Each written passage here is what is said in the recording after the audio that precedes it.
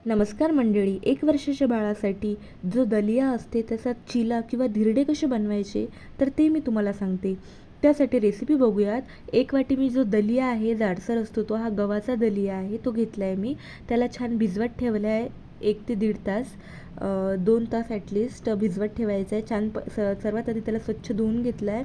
त्यातलं पाणी काढून घेतलं आहे. त्यानंतर त्यामध्ये स्वच्छ पाणी टाकून त्याला तसंच 1.5-2 तास भिजवत ठेवायचं आहे, जेणेकरून तो थोडंसं फुगल्यासारखा फुगतो. आणि बघू शकतो छान प्रकारे फुगला आहे. त्यानंतर त्यामधलं पाणी काढून घेतलं. थोडंसं पालक घेतला आहे मी कट करून. त्यानंतर टोमॅटो घेतला आहे कट करून आणि कांदा घेतला आहे कट करून आणि 2 लसणाच्या पाकळ्या घेतल्या आहे. त्यानंतर मिक्सरच्या पॉटमध्ये जो दलिया आहे तर तो त्यात टाकायचा आहे. त्यानंतर पालक टाकायचा आहे आणि लसणाच्या पाकळ्या टाकायच्या आहे 2 आणि जिरं आणि मोहरी टाकायची आहे थोडीशी आणि मीठ टाकायचं आहे थोडंसं आणि त्याला मिक्सरमधनं फिरवून घ्यायचं आहे. त्याची छान अशी पेस्ट करायची आहे. खूप जाडसर पण नाही करायचं आहे, घट्टही नाही करायचं आहे आणि खूप पातळसुद्धा नाही करायचं आहे.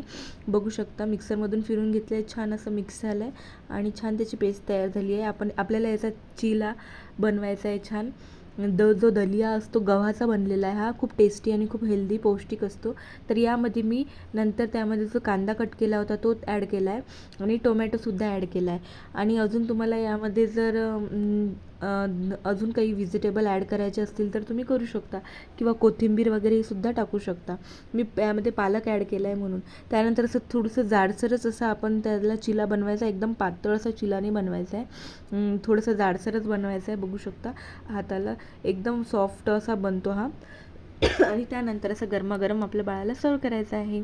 बघू शकता तिने खूप छान एन्जॉय करत खाल्ला आहे. मी खाऊ घातलं तर तिला तिच्या हाताने खायचं असते.